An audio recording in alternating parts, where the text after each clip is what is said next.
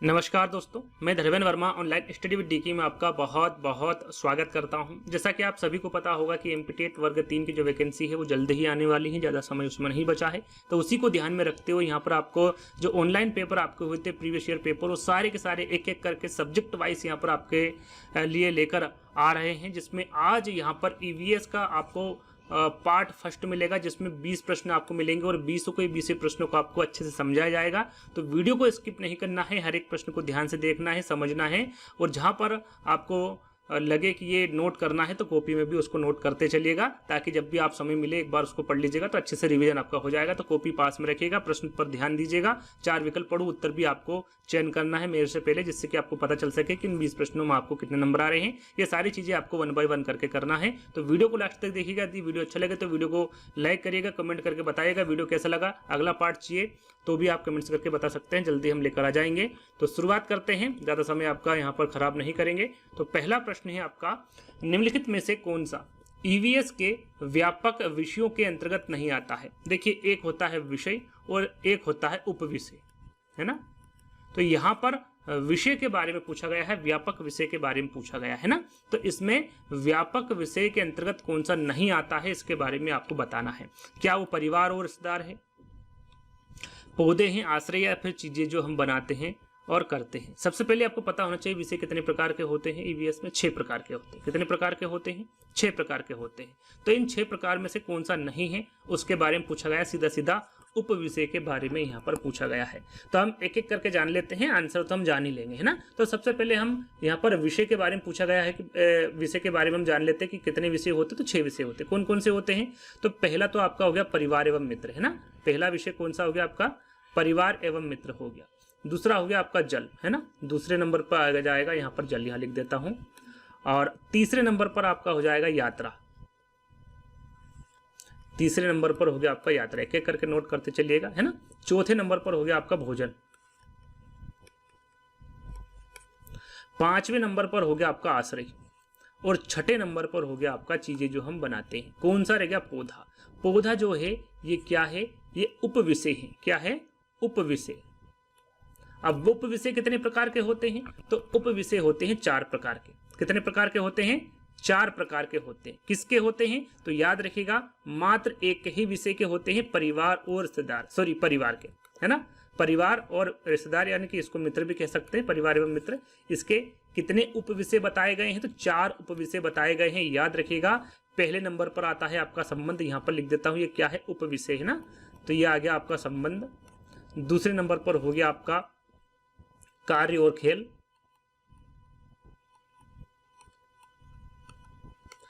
तीसरे नंबर पर आता है आपका जानवर। और चौथे नंबर पर आता है आपका पौधे, है ना। ये लिख देता हूं, पौधे। याद रहेगा, देखिए यहाँ पर जरूर नहीं कि पौधे आ जाए, पौधे की जगह पर आपको संबंध भी दे दिया जाए, कार्य और खेल, जानवर या फिर पौधे, है ना। जैसे कि पौधे विकल्प में दे रखा है। तो इस प्रकार से विकल्प पूछा जा सकता है। इसका उल्टा भी हो सकता है, यहाँ पर उपविषय कौन सा नहीं है या विषय कौन सा है। इस प्रकार से प्रश्नों को घुमा फिरा कर भी आपसे पूछा जा सकता है। तो 6 विषयों के बारे में जानकारी होना चाहिए, और जो ये 4 मैंने उपविषय बताए हैं इनके बारे में आपको जानकारी होना चाहिए। और ये भी आपको पता होना चाहिए कि किसके उपविषय हैं। तो परिवार एवं मित्र या फिर परिवार और रिश्तेदार के 4 उपविषय होते हैं। तो इसके बारे में आपको जानकारी होना चाहिए। आंसर आपका क्या हो गया? यहाँ पर पौधे हो गया, है ना। दूसरे प्रश्न की ओर चलते हैं। पारिस्थितिकी तंत्र पर मानवीय गतिविधियों के प्रभाव के बारे में निम्नलिखित में से कौन सी गतिविधि सही है? देखिए, यहाँ पर प्रश्नों को हमें समझना है। यदि आप अच्छे से प्रश्न को समझ गए तो आंसर बहुत जल्दी आप यहाँ पर कवर कर पाएंगे। मानवीय गतिविधि के बारे में पूछा गया है ना। तो मानवीय गतिविधि क्या भूजल का ह्रास होता है? नहीं होता है, तो ये आंसर आपका नहीं होगा। मिट्टी की उर्वरता बढ़ाना, ये भी आपके मानवीय गतिविधियों के प्रभाव के बारे में यहाँ पर पूछा गया है। तो ये भी नहीं। वन क्षेत्र में वृद्धि करना, ये भी नहीं। क्या? प्रदूषण कम करना, है ना। ये मानवीय गतिविधियों के प्रभाव के बारे में, गतिविधि जो होती है इसके बारे में सही कथन होगा पारिस्थितिकी तंत्र पर, है ना। तो राइट आंसर आपका क्या होगा? यहाँ पर प्रदूषण कम करना। 4th वाला जो विकल्प होगा ये आपका बिल्कुल करेक्ट आंसर होगा।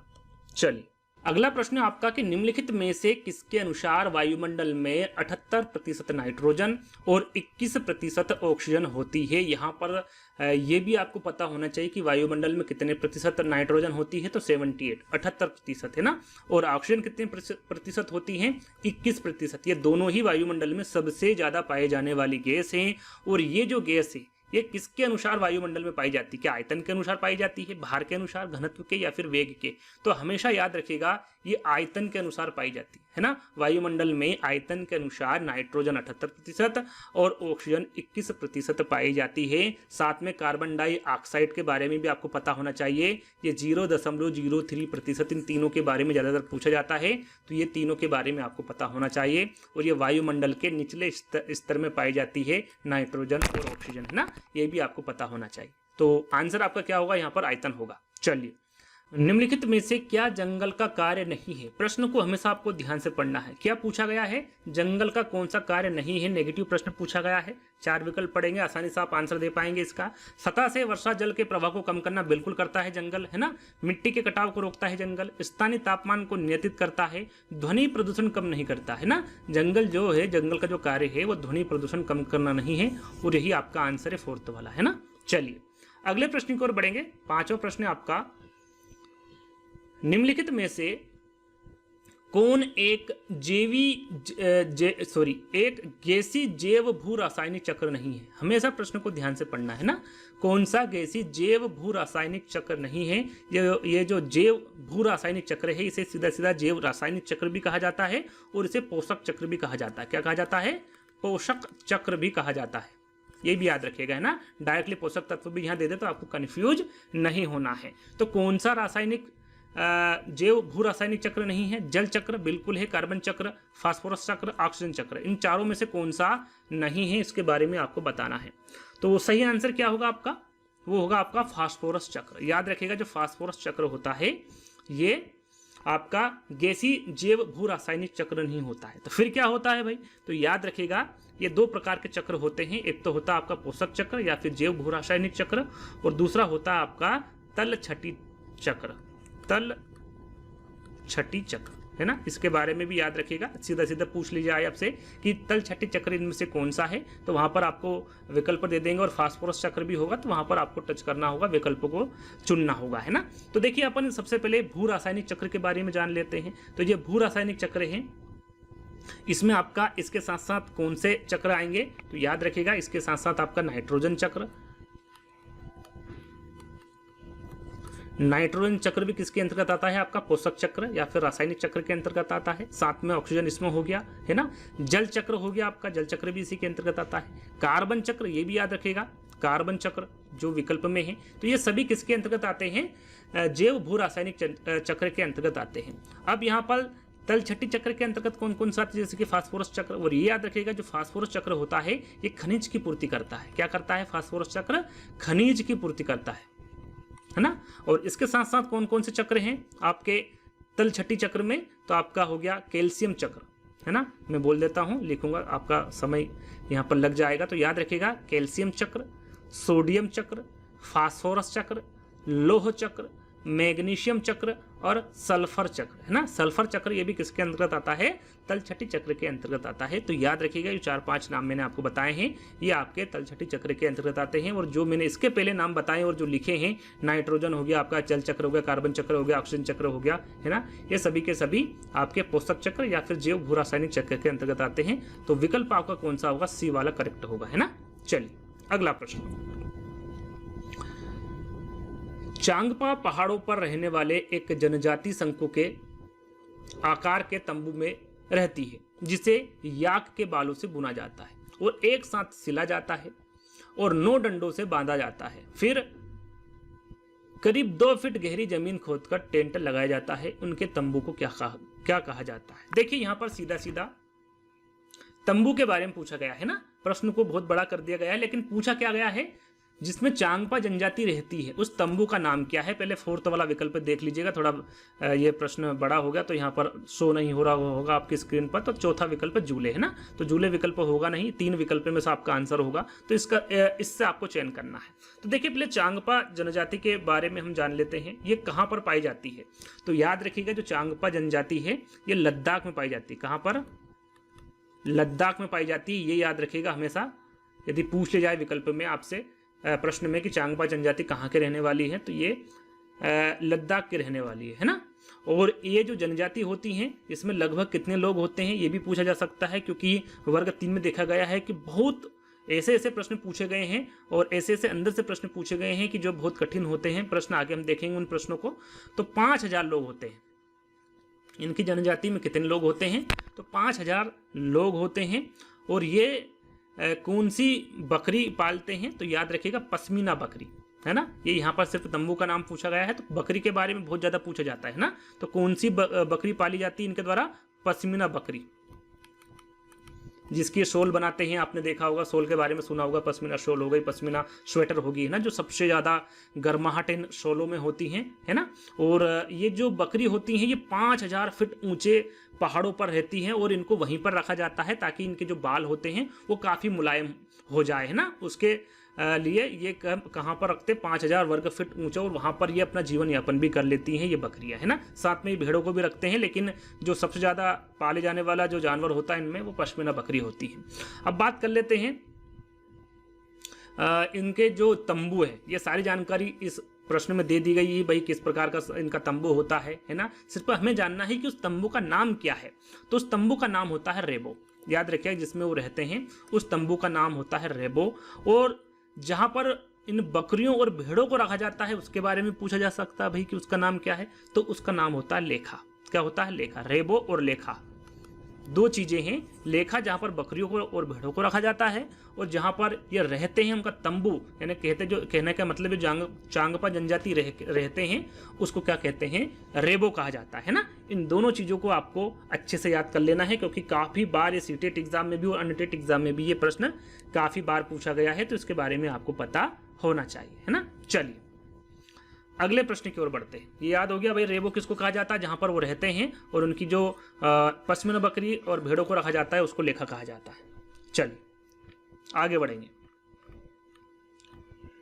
देखिए वो प्रश्न आ गया भाई जो हम अभी प्रश्न दोहरा रहे थे कि चांगपा अपनी भेड़ बकरी को अपने डेरे के पास रखते हैं, उस स्थान को क्या कहते हैं? तो सीधा सा प्रश्न है, और अभी मैंने आपको बताया क्या कहते हैं, लेखा कहा जाता है ना। रेबो किसको कहते हैं? जहां पर वो रहते हैं है ना। ये तो अभी आपको बताया, दोनों चीजें स्पष्ट हो गई आपको। आगे बढ़ते हैं। अगला प्रश्न है और सरल सा प्रश्न है, कोई भी स्थान जिसके लिए ऐतिहासिक और स्थापत्य या फिर सांस्कृतिक के संरक्षण की आवश्यकता होती, जैसे ऐतिहासिक धरोहर हो गई ना, इसकी जो आवश्यकता होती, सांस्कृतिक के संरक्षण की आवश्यकता होती, उसे क्या कहते हैं? सरल सा प्रश्न है, 4 विकल्प पढ़ेंगे, आंसर आपके सामने होगा। क्या विरासत परिसर है, धनुषाकार है, कोर बेल्ट है, या फिर इच्छुक विरासत है? सरल सा प्रश्न है, उसे क्या कहते हैं? विरासत परिसर कहते हैं। यह प्रश्न आपके एमपीटेट एग्जाम में पूछा गया है। पहला वाला जो विकल्प होगा वो करेक्ट होगा। चलिए अगला प्रश्न, और काफी अच्छा प्रश्न है। विरासत के प्रति जागरूकता के संबंध में INTACH इनटेक का जो पूर्ण रूप है इसके बारे में आपको बताना है, और किसके संबंध में है ये भी आपको पता होना चाहिए। विरासत के प्रति जागरूकता के संबंध में इसको बनाया गया था है ना। तो इसका पूर्ण रूप क्या है? इसे क्या कहा जाता है? 4 विकल्प हैं आपके सामने। कला और सांस्कृतिक विरासत के लिए भारतीय राष्ट्रीय न्यास, कला और सहकारी विरासत के लिए भारतीय राष्ट्रीय न्यास, स्थापत्य और सुलेख विरासत के लिए भारतीय राष्ट्रीय न्यास, या फिर पुरातात्विक संचयी विरासत के लिए भारतीय राष्ट्रीय न्यास। इसे क्या कहा गया? इसका फुल फॉर्म आपको बताना है। तो इसका फुल फॉर्म होता है कला और सांस्कृतिक विरासत के लिए भारतीय राष्ट्रीय न्यास। इसे भारतीय राष्ट्रीय कला एवं सांस्कृतिक विरासत ट्रस्ट भी कहा जाता है ना। क्या कहा जाता है? भारतीय राष्ट्रीय कला एवं सांस्कृतिक विरासत ट्रस्ट, या फिर कला और सांस्कृतिक विरासत के लिए भारतीय राष्ट्रीय न्यास, ये भी कहा जाता है। दोनों नाम मैंने आपको बता दिए। यदि इसकी स्थापना के बारे में पूछे कि इसकी स्थापना कब हुई थी, तो इसकी स्थापना हुई थी 1984 को। कब हुई थी? 1984 को हुई थी। नई दिल्ली में हुई थी। कहाँ हुई थी? नई दिल्ली में हुई थी है ना। नई दिल्ली में भारत में विरासत, जागरूकता और संरक्षण को बढ़ावा देने के उद्देश्य से इसकी शुरुआत की गई थी। किसकी? कला और सांस्कृतिक विरासत के लिए भारतीय राष्ट्रीय न्यास की, है ना। तो याद रखिएगा इसका पूरा नाम। आगे भी आपसे पूछा जा सकता है, इसकी स्थापना के बारे में पूछा जा सकता है, कहां पर हुई इसके बारे में पूछा जा सकता है। तो इन दोनों तीनों के बारे में आपको जानकारी होना चाहिए। चलिए अगला प्रश्न, यह भी एक अच्छा प्रश्न है कि भारत सरकार ने ग्रामीण लोगों के जीवन की गुणवत्ता में सुधार लाने और महिलाओं को गोपनीयता और सम्मान प्रदान करने के उद्देश्य से कौन सा कार्यक्रम और कब शुरू किया गया था। यहाँ पर कार्यक्रम के बारे में बताना है, साथ में कब शुरू किया गया, सन के बारे में भी आपको यहाँ पर बताना है। तो भाई 4 विकल्प हैं। 1986 में केंद्रीय ग्रामीण स्वच्छता कार्यक्रम, जिसे शॉर्टकट में आप CRSP, यहाँ पर ये भी ध्यान दीजिएगा इसका फुल फॉर्म क्या होता है। CRSP आगे चल के आपसे पूछा जा सकता है कि इसका फुल फॉर्म क्या होगा, तो ये भी आपको साथ में पता होना चाहिए, है ना। 1987 में राष्ट्रीय महिला स्वास्थ्य और स्वच्छता, इसका हम शॉर्टकट बोलेंगे NWHS, है ना। और 1990 में संपूर्ण स्वच्छता अभियान कार्यक्रम TSCP। 1988 में राष्ट्रीय ग्रामीण विकास और स्वच्छता कार्यक्रम NRDSP, इसका फुल फॉर्म आपको पता होना चाहिए। ये सारी जानकारी आपको पता होनी चाहिए, जरूरी नहीं कि यहाँ पर हमने आंसर दे दिया और हो गया, है ना। ये जो 3 विकल्प हैं इनके जो फुल फॉर्म है उसके बारे में भी आपको जानकारी होना चाहिए। आंसर तो आपका होगा यहाँ पर फर्स्ट, है ना। 1986 में केंद्रीय ग्रामीण स्वच्छता कार्यक्रम, जिसे शॉर्टकट में कहा जाता है CRSP, है ना। इसके अंतर्गत ग्रामीण लोगों के जीवन की गुणवत्ता में सुधार लाने और महिलाओं को गोपनीय और सम्मान प्रदान करने के उद्देश्य से इस कार्यक्रम को बनाया गया था, इसकी शुरुआत की गई थी। तो सही आंसर आपका क्या होगा? पहला वाला, है ना। याद रखिएगा आंसर आपका फर्स्ट होगा। चलिए अगला प्रश्न है, भारत के प्रधानमंत्री ने स्वच्छ भारत मिशन कब शुरू किया गया था। सरल सा प्रश्न है, सभी को पता होगा इसका आंसर। 1 जनवरी 2014, 2 अक्टूबर 2014, 24 नवंबर 2014 या फिर 15 अप्रैल 2014। भारत के प्रधानमंत्री, अब आपको पता होना चाहिए कि भाई 2014 में कौन थे प्रधानमंत्री, सभी को पता है, श्री नरेंद्र सिंह मोदी थे, है ना। इनके नेतृत्व में इसकी शुरुआत की गई थी और यहाँ जो अभियान है ये प्रधानमंत्री नरेंद्र मोदी द्वारा शुरू किया गया था और ये महात्मा गांधी के स्वच्छ देश के सपने को सम्मान देने के लिए इसकी शुरुआत की गई थी। अब महात्मा गांधी जी का जन्मदिन कब आता है, उनकी जयंती कब आती, 2 अक्टूबर को, और उसी दिन इसकी शुरुआत की गई थी स्वच्छ भारत मिशन की, 2 अक्टूबर 2014 को, है ना। तो याद रखिएगा आपका जो बी वाला विकल्प है वो करेक्ट होगा। चलिए अगला प्रश्न, अगला प्रश्न है, भारत सरकार द्वारा इनकोशार की स्थापना किस वर्ष की गई थी। सबसे पहले यहां पर मैं आपको बता दूं, जो इनकोशार है इसे वर्तमान में क्या नाम दे दिया गया है? इसरो, ISRO, है ना। इसका नाम बदलकर क्या कर दिया गया है? इसरो कर दिया गया है, भारतीय राष्ट्रीय अंतरिक्ष अनुसंधान, है ना। याद रखिएगा इसका नाम बदल दिया गया है, पहले इसका नाम क्या था? इनकोशार था। थोड़ा सा कंफ्यूज होते हैं बच्चों को, तो इसलिए इस प्रकार से प्रश्न रखे जाते हैं। तो इसकी जो शुरुआत है, इसकी जो स्थापना है वो कब की गई थी ये आपको बताना है। तो 1953 में की गई थी, 57 में, 60 में या फिर 62 में, कब की गई थी और किसके द्वारा की गई थी इसके बारे में भी आपको पता होना चाहिए। तो इसकी जो शुरुआत है ये 1962 में की गई थी। कब की गई थी? 1962 में। किसके द्वारा की गई थी? तो जवाहरलाल नेहरू के द्वारा, जवाहरलाल नेहरू जी के द्वारा इसकी स्थापना की गई थी। कब की गई थी? 1962 में, परमाणु ऊर्जा विभाग के तहत की गई थी। किसके तहत? परमाणु ऊर्जा विभाग के तहत की गई थी। और इसका नाम कब बदला था ये भी यदि पूछा जाए कि भाई इनकोशार से इसका इसरो नाम कब बदला था, इसका सन पूछा जाए तो वो सन था आपका 1969, 1969। ये सन भी आपको ध्यान में रखना है। तो आगे हम बढ़ते हैं अगले प्रश्न की ओर।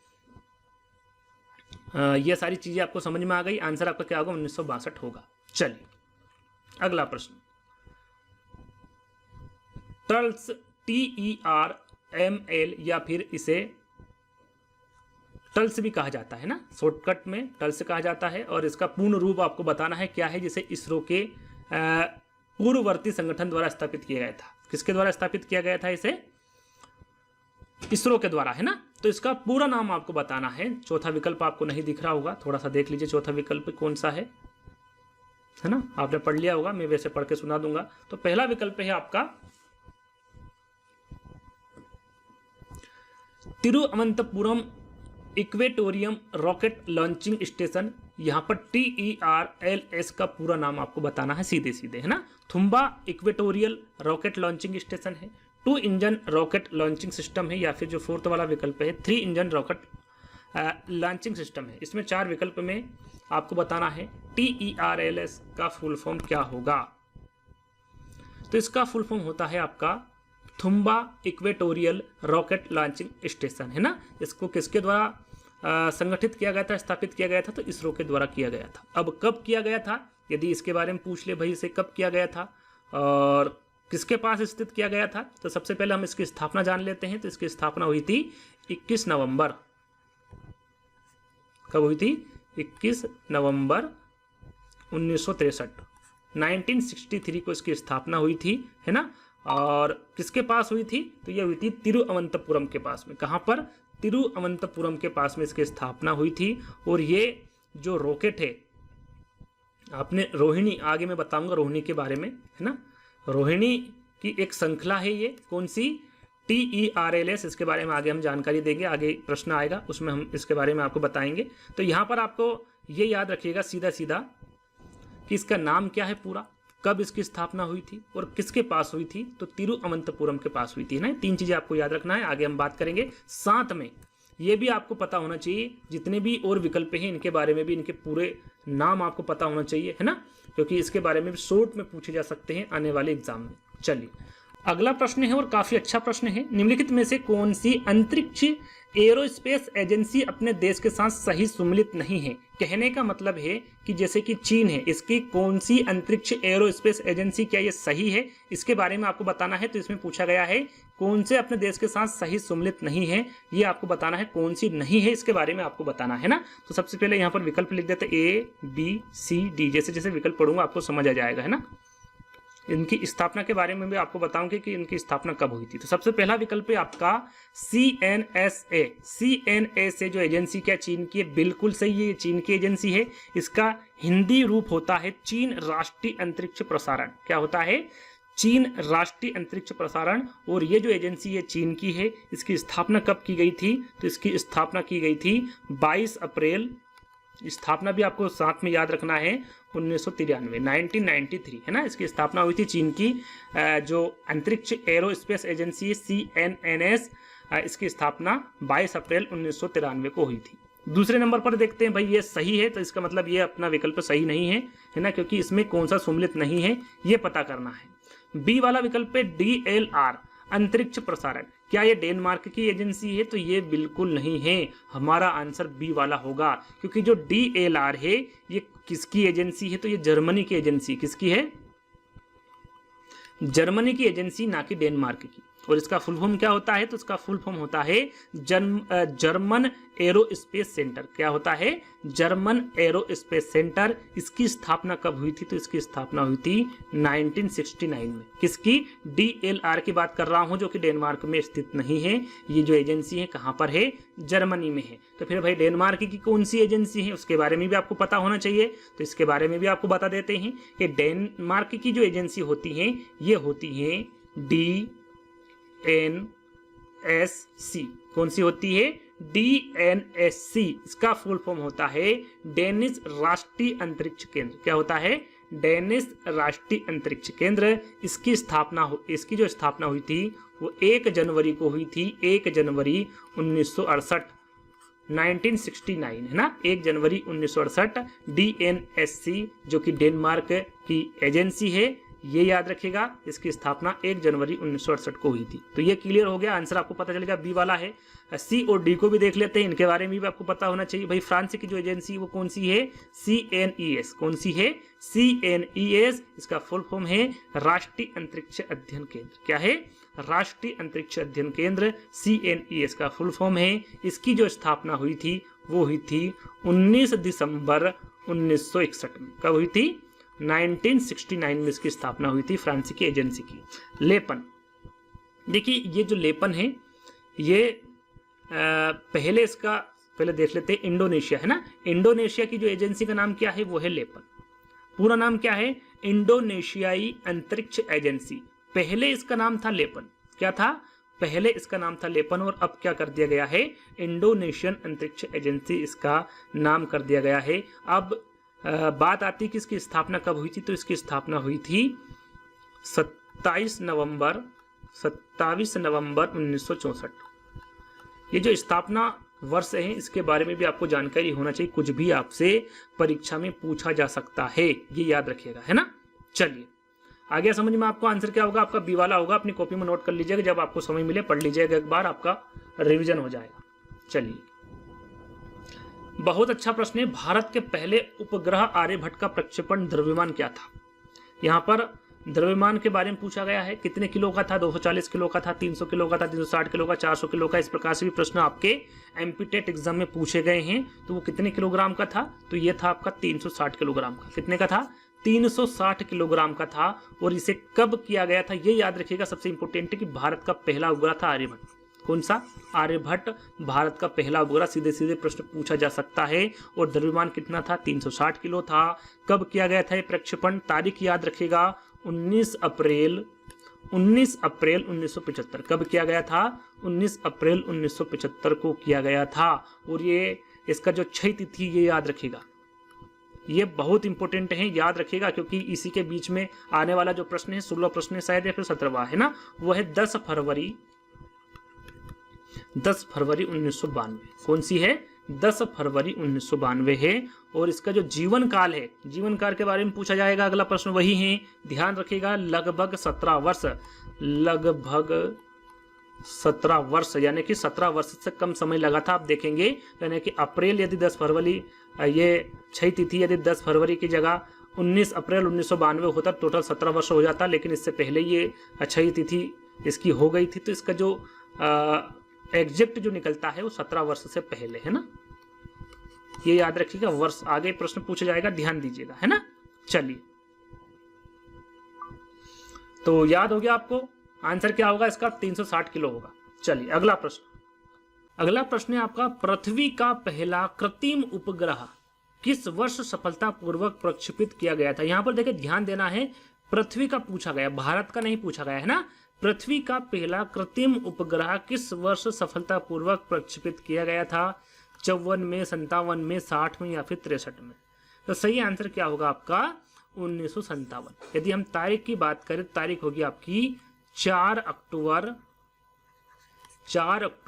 1957। क्या होगी, 4 अक्टूबर 1957 को पृथ्वी का पहला कृत्रिम उपग्रह सफलतापूर्वक प्रक्षेपित किया गया था। सफलतापूर्वक कौन सा पहला कृत्रिम उपग्रह था, तो उसके नाम के बारे में भी आपको पता होना चाहिए। तो वो नाम था आपका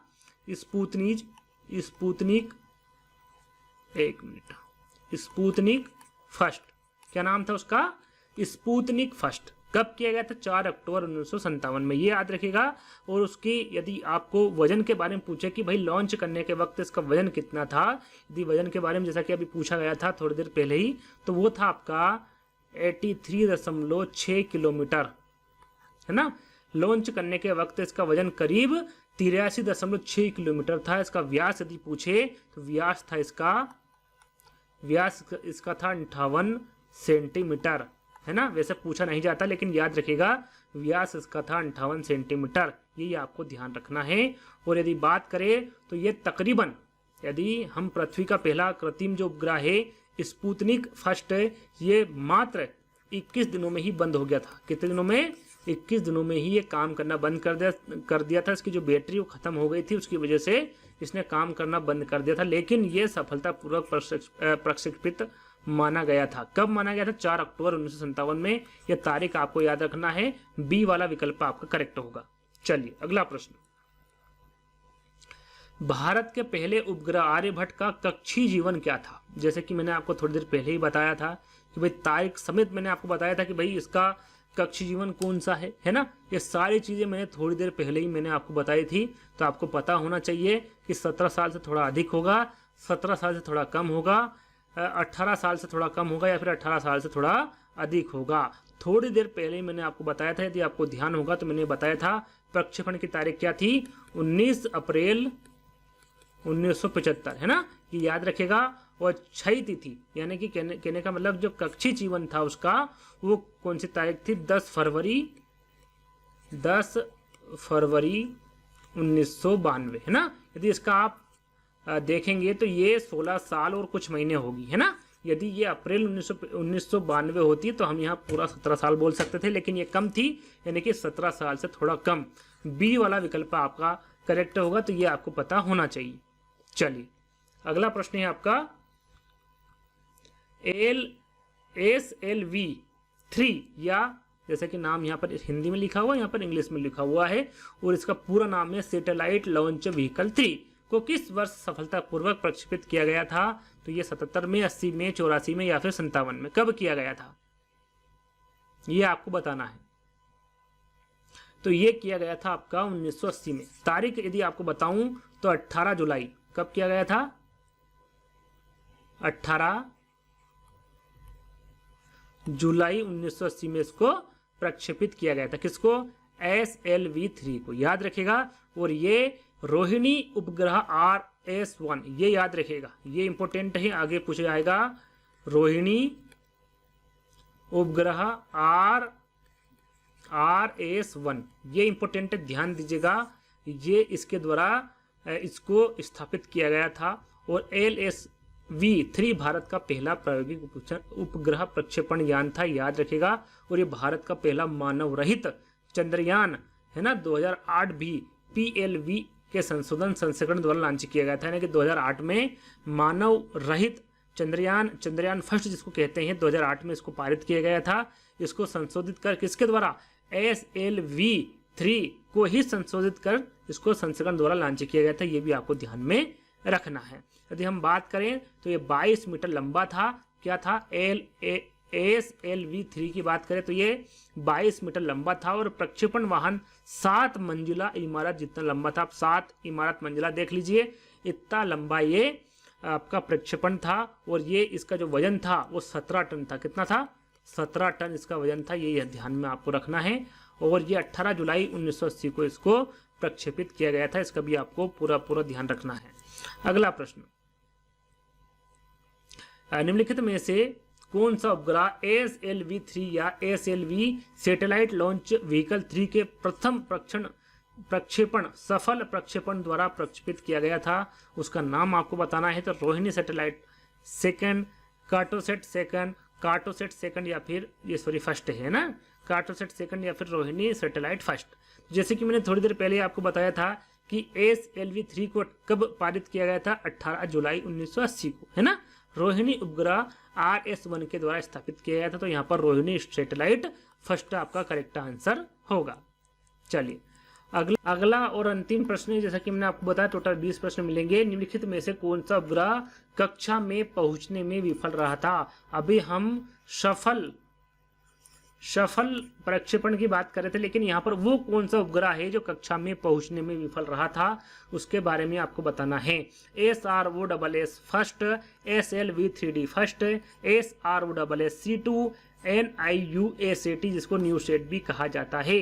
तो वो विफल जो प्रक्षेपण था या फिर उपग्रह था वो रहेगा आपका SROSS फर्स्ट और सेकंड। दोनों ही, यहाँ पर सेकंड नहीं दिया है लेकिन मैं आपको बता रहा हूँ, फर्स्ट और सेकंड दोनों ही विफल रहे थे। यदि इसकी तारीख हम जाने लॉन्च की तो वो तारीख थी, यदि फर्स्ट की हम जाने तो 24 मार्च 1987। ये जो डेट थी ये आपकी SROSS फर्स्ट की तारीख थी जिससे को इसको लॉन्च किया गया था। और ये विफल हो गया था, ये खो गया था, मतलब वहाँ पे है ना, फर्स्ट और सेकंड। और सेकंड की जो तारीख थी वो रहेगी आपकी SROS, जो सेकंड की तारीख थी वो रहेगी आपकी 13 जुलाई, है ना, 13 जुलाई 1988। ये आपकी SROSS सेकंड की तारीख रही थी। ये दोनों ही लॉन्च होने के बाद विफल रहे थे और इस कारण ये खो गए थे। अब बी वाला विकल्प SLV-3D ये आपका सफल रहा था। SOOSSC सेकंड ये आपका सफल रहा था। और NIUSAT न्यूसेट जो है ये भी आपका सफल रहा था। यदि हम इसके बारे में जाने 3 के बारे में, है ना, तो ये जो लगभग ये सफल रहा था और इसका प्रक्षेपण स्थल श्रीहरिकोटा है, यानी कि फर्स्ट सेकंड और थर्ड तीनों का जो स्थल है वो कहाँ पर था? श्रीहरिकोटा था। ये आपको ध्यान में रखना है। 3D1 की बात करें तो इसकी जो लॉन्चिंग डेट थी वो 31 मई थी। 31 मई 1981 कब थी? 31 मई 1981 इसकी डेट थी और ये सफल परीक्षण रहा था। बात करें यहाँ पर C2 की, तो इसका जो परीक्षण हुआ था वो 4 मई 1994 को हुआ था। कब हुआ था? 4 मई 1994 का इसका परीक्षण हुआ था, 94 को, और ये परीक्षण जो हुआ था वो सफल हुआ था। ये आपको याद रखना है। साथ में न्यूटन की हम बात करें तो यहाँ पर मैं लिख देता हूँ, यहाँ भी सफलतापूर्वक लॉन्च किया गया एक परीक्षण था, उपग्रह था, तो यहाँ पर BCD सही रहेगा। और यहाँ पर पूछा गया था कौन सा उपग्रह कक्षा में पहुंचने में विफल रहा, तो पहला वाला विकल्प आपका करेक्ट होगा।